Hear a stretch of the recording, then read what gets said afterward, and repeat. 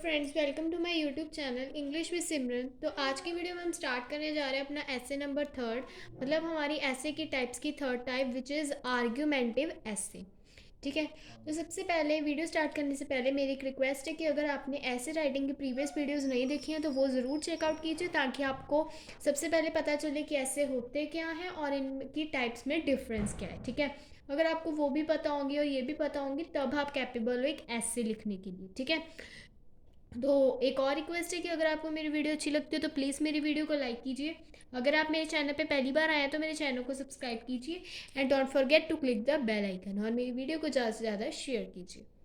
तो आज की वीडियो स्टार्ट करते हैं with our third type of ऐसे विच इज़ आर्ग्यूमेंटिव ऐसे। ठीक है। तो सबसे पहले समझते हैं आर्ग्यूमेंटिव ऐसे होते क्या हैं। Such essays attempt to convince the reader to agree with the writer's opinion और आइडियाज़। ये ऐसे वो होते हैं जो ज़्यादातर तभी यूज़ किए जाते हैं जब हमने रीडर यानी कि जो पढ़ रहा है उसको कन्विंस या उसको उसकी मंजूरगी हमें चाहिए हो। ठीक है। जैसे जो हमने ओपिनियंस लिखे हैं, ऐसे में आइडियाज़ लिखे हैं। ठीक है। तो हमने वो आइडियाज़ ऐसे लिखे हैं कि जो रीडर जो यानी कि जो पढ़ रहा है उसकी हमें मंजूरगी मिले और वो कन्विंस हो ये चीज़ें करने के लिए। ठीक है। तो उन एसेस को कहते हैं हम आर्ग्यूमेंटिव एसे। तो टेक्निक ऑफ राइटिंग एंड आर्गुमेंटिव ऐसे यानी कि जो टेक्निक्स हैं वो मतलब कौन सी होंगी एक आर्गुमेंटिव ऐसे लिखने के लिए, क्या क्या चीज़ें चाहिए टू कंप्लीट दिस ऐसे। सबसे पहले, unlike other type of essays, in an argument essays the writer needs to take sides either against for the topic. ठीक है। सबसे पहले इस दूसरे ऐसे की तरह, दूसरे ऐसे में जो होता है उससे ये ऑपोजिट है थोड़ा सा। इस ऐसे में जो रीडर है उसको साइड देनी पड़ती है उस टॉपिक के अगेंस्ट सबसे पहले तो। ठीक है। कि वो जो टॉपिक लिख रहा है उसके अगेंस्ट, मतलब उसके अगेंस्ट है हम, ये नहीं होना चाहिए। ठीक है। उसके बाद hence one must be clear about his or opinion with regard to the topic and put forth points ओकेंडली। ठीक है। तो सबसे पहले उसमें क्लियर होना चाहिए कि हमारे ओपिनियंस टॉपिक के रिगार्डिंग कैसे हैं, अच्छे हैं या बुरे हैं। ठीक है। ये पता चलना चाहिए कि जो टॉपिक है उसके अगेंस्ट बोल रहे हैं या उसके फेवर में बोल रहे हैं हम। ठीक है। ज़्यादातर तो ये अगेंस्ट के ही होते हैं, तभी तो आप कन्विंस करवाओगे ना रीडर को। ठीक है। और उसके बाद सेकंड है फैक्ट और examples and related incident must be present in an organise member. उससे रिलेटिंग कोई भी फैक्ट, कोई भी एग्जांपल्स या कोई भी इंसिडेंट्स उस ऐसे के रिलेटेड हुआ हो तो आप वो भी प्रेजेंट कर सकते हो ऑर्गेनाइज मैनर में। मतलब ये नहीं कि जब मन किया इंसिडेंट्स बता दिया, जब मन किया फैक्ट बता दिया, वो सब कुछ सीक्वेंस वाइज होना चाहिए ताकि जो आपका ऐसे है एक तो अप्रोप्रिएट लगे, और सेकेंड टाइप इज कि वो पढ़ने में बिल्कुल क्लियर हो जाए कि बात किसकी हो रही है, अब इंसिडेंट्स की हो रही है, अब एग्जाम्पल की हो रही है, फैक्ट की हो रही है। ठीक है। Third one is the opposing views must also be highlighted. If possible, they should be refuted. जो ऑपोजिंग व्यूज़ है मतलब उसके जो ऑपोजिट, उसके विरुद्ध जो व्यूज़ हैं वो भी आपने ज़रूर हाईलाइट करने हैं। अगर पॉसिबल है तो वो काफ़ी बार भी आप कर सकते हो। ठीक है। Proper examples in favour of the author's view have to be given so that the arguments appear convincing. ठीक है। एग्जाम्पल्स आपको देनी है favour of author views, author यानी कि जो लिख रहा है उसके फेवर में आपने देनी है ताकि जो आपके आर्ग्यूमेंट्स हैं वो कैसे लगे, कन्विंसिंग लगे, कि जो पढ़ रहा है उसको कन्विंस होना पड़े कि ये चीज़ें होनी चाहिए जो ऐसे में लिखी हुई हैं। ठीक है। तो ये बस आपको 4 पॉइंट्स याद रखने हैं वाइल राइटिंग अ आर्ग्यूमेंटिव ऐसे। अब इसके एक सैम्पल ऐसे भी कर लेते हैं इसका। वो है parents should choose the career path of their children. जो पेरेंट्स हैं उनको चूज करना है अपने बच्चों का करियर, यानी कि जो वो बड़े होके बनना चाहते हैं। अब इसके बारे में इसके अगेंस्ट बात होगी, इसके फेवर में बात होगी, वो देखते हैं। When we were very young and could barely talk or think, our parents decided which school we should study, in which clothes we should wear, what we should eat, since we were too young to take decision. ठीक है।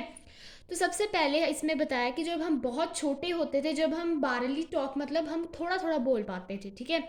तो तब आप सोचो कि जो हमारे parents थे वो ये भी डिसाइड करते थे कि इनको किस स्कूल में लगाना है, कौन से कपड़े पहनाने हैं, क्या खिलवाना है। ठीक है। क्योंकि तब हम बहुत छोटे थे ये सब डिसीजंस लेने के लिए। However, it is not fair that parents should still take decision for us when the matter is related to our career. ठीक है। कहते हैं ये फेयर नहीं है, ये मतलब कहते हैं न्याय नहीं है, इंसाफ नहीं है, क्योंकि करियर हमारा है तो पेरेंट्स डिसीजन क्यों लेंगे। ठीक है। तो इसमें बताया हुआ है कि ये फेयर नहीं है क्योंकि पेरेंट्स हमारे वो मैटर्स में डिसीजन ले रहे हैं जिससे हमारा करियर बनना है। तो हमारा करियर है तो हम खुद डिसीजन लेंगे, इसमें ये बताया हुआ है पैराग्राफ में, ठीक है। अब इसके आगे पढ़ते हैं। सबसे पहले उसने क्या कर दिया, अगेंस्ट ही कर दिया कि ये सही नहीं है, पेरेंट्स अपने बच्चों के करियर के बारे में नहीं सोचेंगे, ठीक है, जो बच्चे हैं वो खुद डिसीजन लेंगे। पहले अगेंस्ट हो गया, अब पढ़ते हैं second. During student life, a student usually makes up his mind and decides which career he wants to pursue on the basis of the study he likes. ठीक है, जब कोई स्टूडेंट लाइफ में, ठीक है, स्टूडेंट लाइफ में जब बच्चा होता है तो स्टूडेंट है वो अपना माइंड ऐसे बना लेता है और वो करियर डिसाइड करता है जो वो अपनी स्टडीज़ के बाद परस्यू यानी कि बनना चाहता है वो, ठीक है। कौन से उसको सब्जेक्ट अच्छे लगते हैं, किस में उसका इंटरेस्ट है, वो सबको देख के वो अपना डिसीजन लेता है कि उसने करियर क्या करना है। अगर आपको साइंस पसंद है तो ऑफकोर्स आप डॉक्टर करना ज़्यादा प्रेफर करोगे या साइंटिस्ट बनोगे, ठीक है, मेडिकल साइंस लोगे ना। अगर आपको पसंद ही मैथ है तो आप क्या मेडिकल साइंस में जाओगे, नहीं, तो आप इंजीनियरिंग करोगे या फिर आप कह सकते हो हम बैंक मैनेजर होती है जिसमें मतलब मैथ्स हो, आप वो करियर चूज करोगे जिसमें आपका इंटरेस्ट है, ठीक है।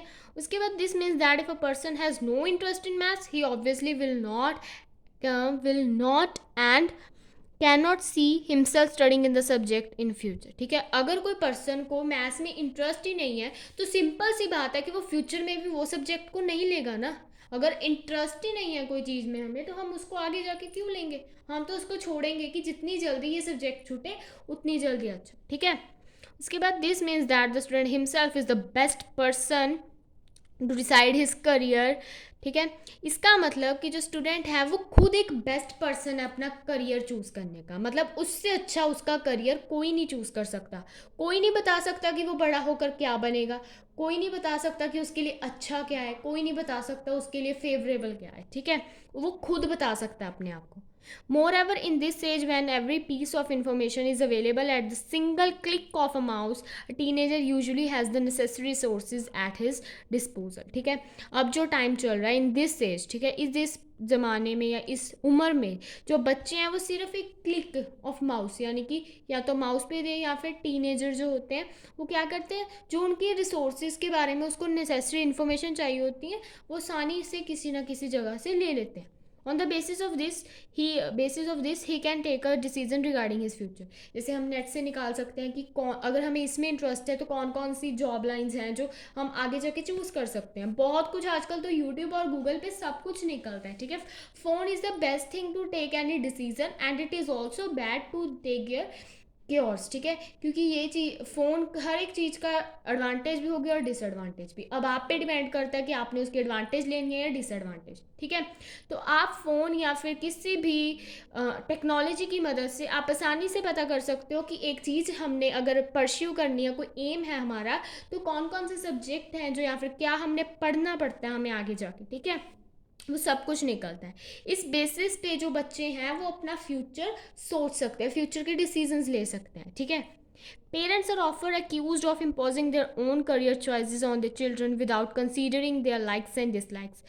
कई पेरेंट्स होते हैं जो अपने बच्चों को वो कैरियर चॉइस उनके बच्चों पे थोपते हैं, यानी कि इम्पोज करते हैं कि आपने यही करना है, ये नहीं पूछते कि आपको क्या पसंद है और आपको क्या नहीं पसंद, ठीक है। बहुत सारे पेरेंट्स होते हैं जो जैसे हम देखें, कई कहते हैं कि अगर मैं डॉक्टर हूँ तो then my son will be also a doctor, ठीक है, अगर मैं इंजीनियर हूँ then my son will be also engineer. But ये ज़रूरी नहीं है, एक डॉक्टर का बेटा इंजीनियर बन सकता है और एक इंजीनियर का बेटा डॉक्टर बन सकता है, क्योंकि उसके उसके इंटरेस्ट के ऊपर डिपेंड है कि उसको किस में इंटरेस्ट है, ठीक है। ये ज़रूरी नहीं होता कि जो हमारे पेरेंट्स अगर हाई लेवल की जॉब पे हैं तो देन हमने वो ही जॉब करनी है, या जो पेरेंट्स कह रहे हैं हमने वो ही करना है, नहीं, जो आपको पसंद है आप वो करो, ठीक है। उसके बाद moreover we can not ignore the generation gap between the parents and the children, ठीक है। हम ये भी जनरेशन गैप और पेरेंट्स और बच्चों के बीच में बहुत बड़ा होता है, ये तो आपको पता है आपके पेरेंट्स कितने ज़्यादा ओल्डर हैं आपसे, ठीक है। तो ये भी हम इसको इग्नोर भी नहीं कर सकते, उनकी सुननी तो पड़ती है, ठीक है। As a result of this, some parents still look down upon certain professions such as that of a chef, fashion designer or footwear designer, ठीक है। जैसे अब कुछ पेरेंट्स होते हैं वो स्टिल लुक डाउन, मतलब कुछ करे, कई पेरेंट्स की जैसे हम कह सकते हैं सोच में ये है कि जो ये करियर्स हैं, ये काम हैं, ये छोटे हैं। कौन कौन से, जैसे कोई शेफ़ है, कोई फैशन डिज़ाइनर है या फिर कोई फुटवेयर डिज़ाइनर है, ठीक है, अब हमें पता है कि फैशन डिज़ाइनर क्या चीज़ होती है, फुटवियर डिज़ाइनर क्या चीज़ होती है, शेफ़ क्या चीज़ होती है। बट अभी भी लोग क्या समझते हैं कि ये सारी जॉब्स नीची हैं, ये नीच लोगों का काम है। ठीक है, they discourage such career choices of their children, force them to pursue a path of their preference which they think would be beneficial for their children. ठीक है, ये जो क्या करते हैं इन करियर्स को, अगर कोई बच्चे को इन करियर्स में इंटरेस्ट है तो उसके पेरेंट्स उसको डिस्करेज करते हैं कि तू ये नहीं करेगा, जो हम कह रहे हैं तुमने वो ही करना है, तुम्हारे लिए आगे जाके बेनिफिशियल क्या होगा। ठीक है, नो डाउट पेरेंट्स हमारे फ़ायदे के लिए ही हमेशा कहते हैं, बट पेरेंट्स हमें ये पूछते हैं कि आपका इंटरेस्ट किस में है, आप बनना क्या चाहते हो। बच्चे का इंटरेस्ट डांसिंग सिंगिंग में है, आप उसे डॉक्टर इंजीनियर कैसे बना लोगे। ठीक है, या बच्चे का इंटरेस्ट डॉक्टर इंजीनियरिंग में है, आप उसे डांसर सिंगर कैसे बना लोगे, नहीं बना सकते। जिसमें इंटरेस्ट है बच्चा उसमें ही जाएगा। ठीक है ना, तो पेरेंट्स गलत नहीं है, ये बात नहीं है कि पेरेंट्स हमारा अच्छा नहीं सोचते, parents are the well wishers of us, but जो करियर की चॉइस है वो हम खुद स्टूडेंट्स के ऊपर डिपेंड होनी चाहिए कि हमें क्या पसंद है, हम क्या कर सकते हैं फ्यूचर में जाके। ठीक है, और ये भी होता है कि कई बच्चों का लेवल होता है, बट पेरेंट्स क्या सोचते हैं कि नहीं, अगर जैसे आप +1 +2 में भी अगर जाते हो तो आपको मेडिकल नॉन मेडिकल और कॉमर्स आर्ट्स ये सबसे बड़ा इशू होता है। ठीक है, अगर तो बच्चे ने लेना ही आर्ट्स है, मतलब उसका लेवल ही आर्ट्स वाला है, तो आप उस कई पेरेंट्स उसे धक्के से नॉन मेडिकल या मेडिकल दिलवाएंगे, तो इसमें गलती बच्चे की भी नहीं अगर उसके मार्क्स कम आएंगे। क्यों नहीं है, क्योंकि उसका इंटरेस्ट नहीं है उन सब्जेक्ट्स में जो हम उसे परस्यू करवा रहे हैं। ठीक है, तो ये बात होती है कि पेरेंट्स को फोर्स नहीं करना चाहिए कि अपने बच्चों को कि आपने यही करियर चूज करना है। ठीक है, उसके बाद however to say that parents should not interfere in the future of the children at all would be totally wrong. ये बात गलत है कि जो पेरेंट्स हैं उनको अपने बच्चों के भविष्य में बिल्कुल इंटरफेयर नहीं करना चाहिए, ये बात बिल्कुल गलत है। ठीक है, उनका पूरा हक है। We can not dismiss the fact that parents have experience which their children do not have. ये बात हम ये बात को नहीं मना कर रहे कि जो पेरेंट्स हैं उसके पास बहुत ज़्यादा एक्सपीरियंस होता है, अपने बच्चों से भी ज़्यादा एक्सपीरियंस होता है। ठीक है, parents cannot perhaps tell what a typical life of a chef would be, but they can share with their children their own experience of struggle and success, which are common to every profession in all walks of work. ठीक है, parents हमें ये तो नहीं बता सकते कि chef की लाइफ कैसी टिपिकल होती है, बट हमें ये बता सकते हैं कि उन्होंने अपनी लाइफ में कौन से स्ट्रगल और सक्सेस है जो वो एक्सपीरियंस किया है, जो हर प्रोफेशंस में होते हैं। ठीक है, आपके पेरेंट्स कोई भी प्रोफेशन में हो तो आप तो पेरेंट्स आपको उसके स्ट्रगल भी बताएंगे और उसकी सक्सेस भी बताएंगे। ठीक है, उसके बाद this will help the children realise that apart from liking a particular subject they must be ready to put in a lot of hard work and effort. इससे बच्चों को ये रियलाइज़ होगा कि वो पर्टिकुलर सब्जेक्ट में अपने आप को ना डालें। ठीक है, उनको पर्टिकुलर सब्जेक्ट अगर वो कर रहे हैं, मतलब एक सब्जेक्ट को अगर वो अच्छी तरह से कर रहे हैं तो उस पर पूरा हार्ड वर्क और एफर्ट लगा। ठीक है, ताकि उस सब्जेक्ट में या उस प्रोफेशन में आपको कोई ना रोक सके। ठीक है, उसके बाद इन अ नटशल मतलब कंक्लूजन आ गया। अब we conclude that parents should not take decision about the career choices of their children alone. अब लास्ट में हम ये कहना चाहते हैं कि पेरेंट्स हैं जो वो बच्चों के करियर के बारे में डिसीजन खुद नहीं लेंगे, बच्चों से डिस्कशन करके लेंगे कि आपको क्या पसंद है, आपको क्या नहीं पसंद है, और उन पे फोर्स नहीं करेंगे कि आपने यही लेना है। ठीक है, उसके बाद both parents and children should sit and discuss various option since the issue is of grave importance and involves the future of the children. Parents और चिल्ड्रन है जो वो इकट्ठे बैठेंगे, डिस्कस करेंगे अलग अलग ऑप्शंस पे कि ये हो सकता है, ये हो सकता है। ठीक है, और अपने बच्चों को इंपॉर्टेंस बताएंगे कि आपको फ्यूचर में इसकी ये इंपॉर्टेंस मिलेगी, अगर आपको ये पसंद है, आपको ये अच्छा लगता है, ये सब्जेक्ट अच्छा लगता है, तो आप ये लो और इसकी आपको इंपॉर्टेंस आगे जाके इसमें सक्सेस मिलेगी, तो वो पेरेंट्स को बताना चाहिए। बट अपने बच्चों पर वो चीज़ थोपनी नहीं चाहिए कि आपने यही करना है। ठीक है, तो आज की वीडियो में बस इतना ही। आज की वीडियो में हमने आर्ग्यूमेंट ऐसे पूरी तरह से क्लियर कर दिया, मैंने आपको इसका मतलब भी समझा दिया, इसको लिखने की टेक्निक्स भी सिखा दी, सैम्पल ऐसे भी इसका करवा दिया। तो आई होप आप सबको आज की वीडियो क्लियर होगी। अगर आपको वीडियो अच्छी लगी तो प्लीज़ मेरी वीडियो को लाइक कीजिए। अगर आप मेरे चैनल पे पहली बार आए तो मेरे चैनल को सब्सक्राइब कीजिए and don't forget to click the bell icon, और मेरी वीडियो को ज़्यादा से ज़्यादा शेयर कीजिए। तब तक के लिए बाय बाय।